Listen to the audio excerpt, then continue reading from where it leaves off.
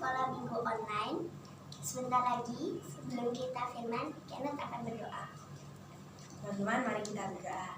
Tuhan Yesus, Kau berkati kami agar kami dapat menjalankan ibadah dengan lancar. Kau berkati, lindungi kami, lancarkan ibadah kami dari awal, pertengahan hingga akhir. Terima kasih Tuhan, amin.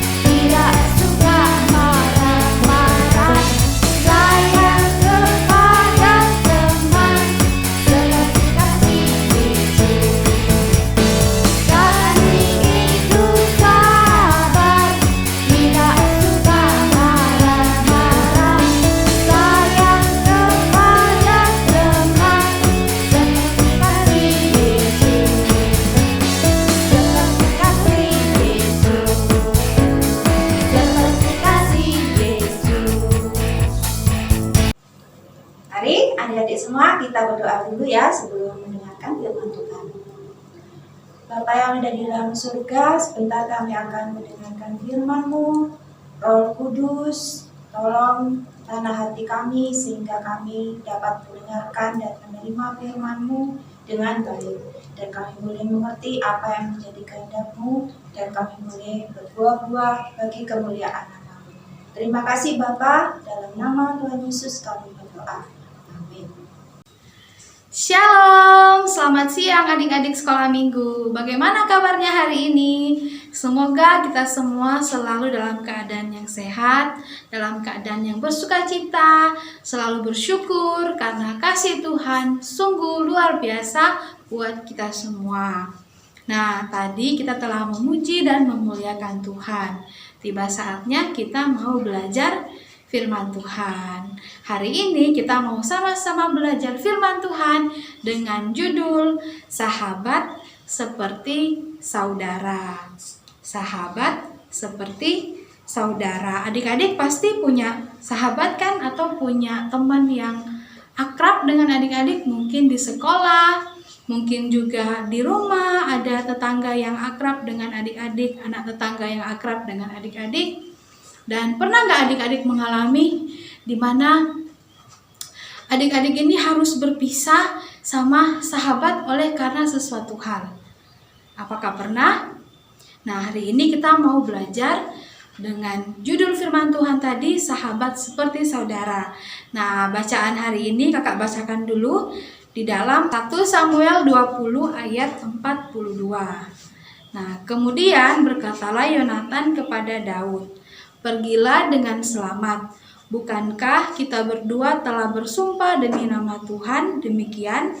Tuhan akan ada di antara aku dan engkau, serta di antara keturunanku dan keturunanmu sampai selamanya."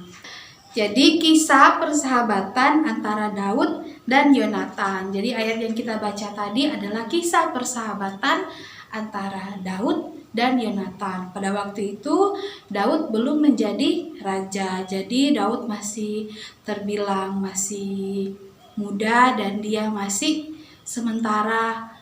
menjadi prajuritnya Raja Saul pada waktu itu.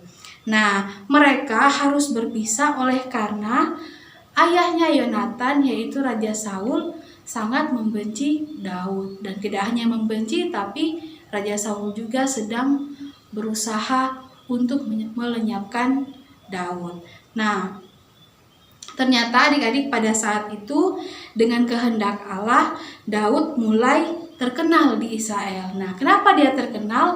Nah, sejak dia mengalahkan Goliat, yaitu tentara orang-orang Filistin. Nah, Daud namanya itu mulai dikenal sama orang-orang Israel. Kemudian Daud juga menjadi prajurit yang kehadirannya di tengah-tengah peperangan antara orang Israel dan orang Filistin. Pada waktu itu Daud ini menjadi salah satu prajuritnya Raja Saul.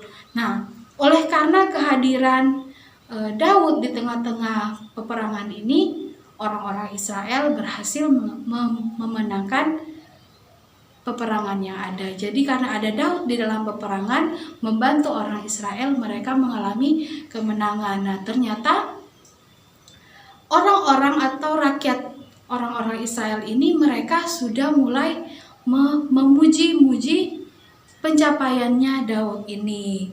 Nah, dari situ mulailah muncul Raja Saul mulai merasa terancam. Dia takut nanti kedudukannya akan digantikan oleh Raja Daud, atau pada waktu itu Daud belum menjadi raja ya. Jadi ketika dia lihat Daud ini mulai dielu-elukan atau mulai disanjung-sanjung sama rakyat, maka di dalam hatinya Raja Saul ini muncul kebencian terhadap Daud. Kalau nanti kedudukannya Raja Saul ini digantikan oleh Daud. Padahal itu memang sudah adalah kehendak Tuhan. Tapi tetap saja Raja Saul tidak mau menerima.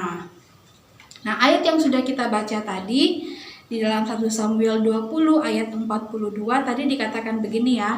Kemudian berkatalah Yonatan kepada Daud, "Pergilah dengan selamat. Bukankah kita berdua telah bersumpah demi nama Tuhan demikian? Tuhan akan ada di antara aku dan engkau, serta di antara keturunanmu dan keturunanmu sampai selama-lamanya." Jadi di sini menceritakan tentang usahanya Yonatan. Sekali lagi, Yonatan ini anaknya Raja Saul untuk melindungi Daud dari rencana jahat ayahnya.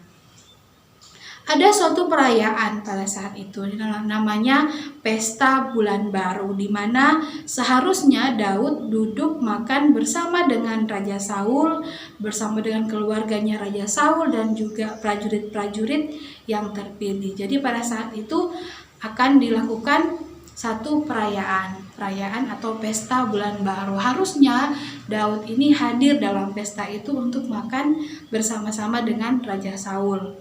Namun oleh karena Daud telah mengetahui rencana jahat Raja Saul, maka Daud memilih untuk tidak menghadiri pesta itu. Dan Yonatan berjanji akan pergi menjumpai ayahnya dalam pesta itu untuk mengetahui isi hati ayahnya. Jadi sebenarnya Yonatan ini belum benar-benar yakin kalau ayahnya akan membunuh sahabatnya gitu. Jadi Yonatan berpikir, masa sih ayahku akan membunuh sahabatnya Yonatan ini, yaitu Daud. Nah, jadi Yonatan berjanji bahwa pada hari itu, pada hari perayaan pesta tersebut, Yonatan akan hadir di sana untuk meyakinkan atau untuk memastikan apakah benar Raja Saul ini akan membunuh Daud. Nah, pada hari pesta tersebut dilaksanakan, Yonatan mengetahui bahwa Raja Saul ayahnya benar-benar berencana untuk melenyapkan sahabatnya Daud. Jadi pada hari pesta itu ketika dilaksanakan, Yonatan benar-benar tahu bahwa ternyata Raja Saul ini benar-benar akan membunuh. Nah, Yonatan tahu bahwa sahabatnya ini atau Daud ini tidak melakukan kesalahan apapun. Jadi Yonatan sebagai sahabat yang baik, dia tahu bahwa Daud ini tidak melakukan kesalahan apa-apa terhadap Raja Saul. Ketika itu Yonatan segera menjumpai Daud di tempat persembunyiannya dan menyampaikan kabar tersebut kepada Daud melalui sebuah tanda yang telah mereka bicarakan sebelumnya. Jadi sebelum hari perayaan pesta bulan baru itu, Yonatan dan Daud bertemu. Dan Daud ingin supaya Yonatan tahu bahwa benar-benar Raja Saul ini akan membunuh Daud. Nah, di situ mereka membuat sebuah perjanjian. Nanti ketika Yonatan menghadiri pesta bulan baru itu dan didapati benar-benar Raja Saul akan melenyapkan Daud, maka ada tanda. Tanda yang pertama adalah Yonatan ini akan melepaskan panah, dan bila dia mengatakan panahnya masih terlalu dekat, berarti Daud ini tidak akan mati oleh Raja Saul. Tapi bila Yonatan berkata panah ini akan sangat jauh, maka yang akan terjadi adalah Daud harus lari oleh karena dia akan dilenyapkan oleh Raja Saul. Nah, itu tanda yang ada, tanda yang mereka sudah janjikan bersama-sama pada saat itu. Demi melindungi Daud, Yonatan menyuruhnya untuk pergi jauh. Nah, sekalipun dengan bersedih dan sambil menangis, mereka saling berjanji bahwa sampai kapanpun mereka adalah sahabat. Nah, jadi Yonatan ini sangat sedih sebenarnya harus berpisah dengan Daud. Tapi untuk melindungi nyawanya Daud ini dari rencana jahat Raja Saul, Yonatan harus merelakan Daud supaya pergi jauh. Supaya apa? Supaya Daud ini bisa selamat. Nah, jadi ini ada kisah persahabatan yang sangat cukup mengharukan atau cukup sedih sebenarnya cerita ini. Tapi dari sini kita mau belajar tentang persahabatan yang sebenarnya bukan hanya sahabat tapi juga seperti saudara. Nah, pelajaran apa yang kita dapatkan dari kisah persahabatan Daud dan Yonatan? Yang pertama adalah saling mengasihi. Kalau namanya sahabat pasti harusnya saling mengasihi. Mungkin kadang-kadang ada sedikit kesalahan ya, tapi sebenarnya sebagai sahabat pasti akan kembali karena saling mengasihi. Seperti Daud dan Yonatan, mereka saling mengasihi walaupun mereka harus terpisah oleh karena Daud nyawanya sedang terancam, tapi mereka punya ikatan apa? Ikatan sahabat atau ikatan yang sebenarnya mereka satu sama lain menganggap bahwa mereka adalah saudara. Nah, yang kedua, pelajaran apa lagi dari kisah Daud dan Yonatan yang bisa kita pelajari, yaitu tidak egois. Tidak egois itu maksudnya tidak memikirkan diri sendiri saja, tapi memikirkan untuk kebaikan bersama. Seandainya Yonatan ini memaksakan Daud untuk tidak pergi, berarti nyawanya Daud ini terancam dan dia pasti bertemu dengan Raja Saul yang akan membunuhnya. Tapi karena Yonatan ini tidak egois, tidak mementingkan kepentingannya sendiri, dan Yonatan merelakan Daud untuk pergi jauh supaya dia bisa menyelamatkan dirinya. Jadi Yonatan tidak egois. Berarti kita juga belajar bahwa kisah Daud dan Yonatan ini mengajarkan kita menjadi teman, menjadi sahabat yang tidak hanya memikirkan diri sendiri tapi memikirkan kebaikan untuk untuk teman-teman kita. Nah, apalagi pelajaran yang kita dapatkan yaitu tidak memaksa. Tidak memaksa. Mungkin pelajaran hari ini agak dekat ya satu sama lainnya ketiga poinnya, tapi masing-masing kita bisa merenungkan. Ternyata sahabat tidak memaksa. Sahabat yang baik tidak akan memaksakan kehendak dari sahabatnya yang lain ya, tetapi justru memikirkan untuk bagaimana sih supaya kedua-duanya mengalami hal-hal yang baik. Mungkin suatu ketika misalnya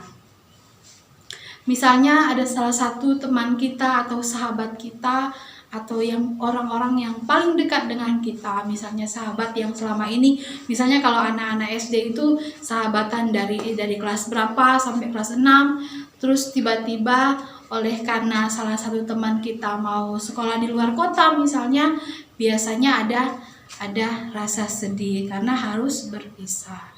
Nah, sebagai sahabat yang baik kita harus bagaimana? Tentu kita harus merelakan. Kenapa? Karena ternyata itu adalah untuk kebaikan dari sahabat kita. Jadi ternyata sahabat yang baik akan menjadi seperti saudara ya.